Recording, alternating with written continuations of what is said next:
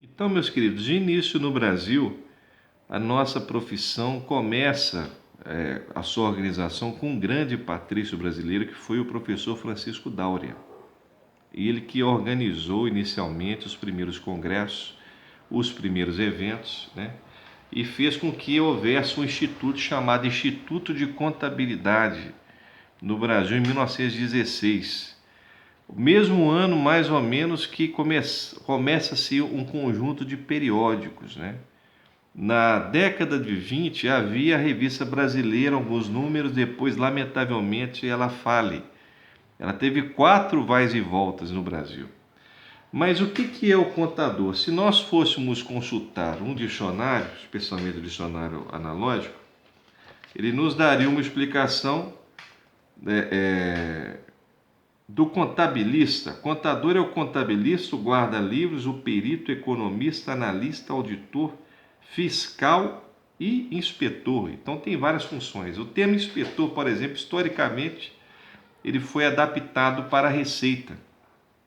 Você tem lá o cargo de inspetor de finanças, também na área pública. E o perito, parece que não, mas o termo perito, ou a profissão de perito, ela surge ao mesmo tempo que a profissão de contador. Aliás, o contador era chamado perito no início do uso do nome, isso no século XIII. E aqui fala também do termo contabilizar, que é escriturar livros, lançar, registrar contas, fazer lançamentos, né? Fazer apontamentos, computar, calcular, examinar, fiscalizar, inspecionar. Então são termos derivados aí da palavra contabilidade ou da função do contador. O contador que contabiliza, o que faz os chamados assentos no espanhol, né? Que lança ou faz as partitas, né? Que seria os lançamentos em italiano. Não somente isso. Se nós pegarmos a história, nós tivemos o Homo economicus, o Homo faber, aquele que fabrica e aquele que estuda a parte econômica. Sempre o homem teve essa função econômica. Por quê? Se nós pegarmos grandes autores da área econômica, né, como Ricardo, Adam Smith, Ponceiro e Seneuí, José da Costa Lisboa, Alceu Amoroso Lima, Paul Gon, o próprio Karl Marx e outros mais, eles vão dizer que o homem, ao se adaptar na sociedade, ele procedeu a relações materiais. E essas relações lidavam com os bens. O que seria um bem, como eu expliquei no vídeo anterior? O bem seria algo que existe útil para mim. Se me faz utilidade, me faz o bem. Então, o termo bem, do conceito genérico, que o direito também o conceitua, estuda, como Pontes de Miranda explicava, que Pontes de Miranda dizia muito bem, para nós o direito, o bem é muito mais do que meramente a parte material. Mas foi a designação geral do bem que criou a designação específica. Ou seja, o bem seria elementos materiais que são utilizados pelo homem para a utilidade humana, para uma finalidade benéfica. Algo de bom e assim por diante. Então, de início, o homem econômico lidava com essa parte econômica. E lá na origem nós sabemos que ao homem foi dado um patrimônio. Então, nas origens, você pergunta assim, mas origens quais? As origens da humanidade.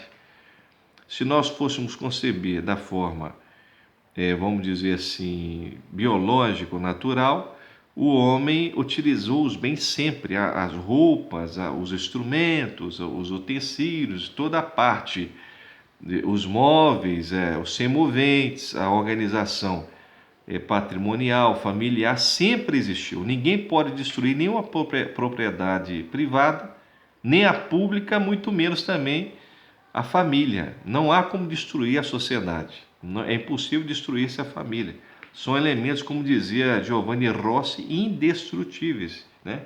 Quem tentou fazer isso praticamente destruiu a si mesmo e destruiu aquelas pessoas que precisavam dele.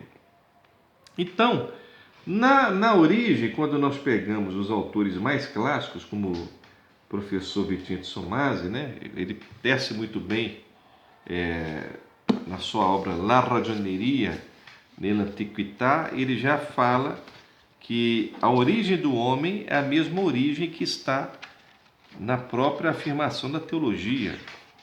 Então, em sua obra, de forma grande, né, La Ragioneria nella Pré-História e nella Antiquità, ele fala que a origem do homem está ligada ao Gênesis, ao mesmo Gênesis da Bíblia. Ou seja, no princípio havia Deus e Deus deu ao homem um patrimônio. E esse patrimônio, ele foi dado com a função de ser administrado, para os bens não crescerem por si, mas para os bens serem utilizados para o próprio homem. Então ele fala que na pré-história, a origem do homem, né, que está também provada no Gênesis, né, ao homem foi dado de forma, indubitavelmente no princípio, o homem recebe a investidura da terra. Verdadeiramente o primeiro patrimônio inexaurível que procede do Pai. Aí você fala, patrimônio vem do sentido econômico natural de domínio.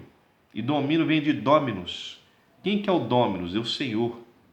Então o patrimônio inicial foi dado a uma família, né? Adão e Eva. E o professor Masi utiliza essa base para compor as primeiras páginas da sua obra A Contabilidade na Pré-História. Então, é uma obra que merece ter um aprofundamento, né? Deus disse, façamos o homem à nossa imagem, segundo a nossa semelhança, e tenha o domínio sobre os peixes do mar, sobre as aves do céu, sobre os animais, sobre a terra e sobre todos os répteis que rastejam sobre a terra. É a obra La Ragioneria nella Pré-História e nella Antiquità do professor Vincenzo Somasi. Então, ao início foi dado ao homem um domínio. Então, o primeiro homem, pode parecer que não, mas ele era contador também.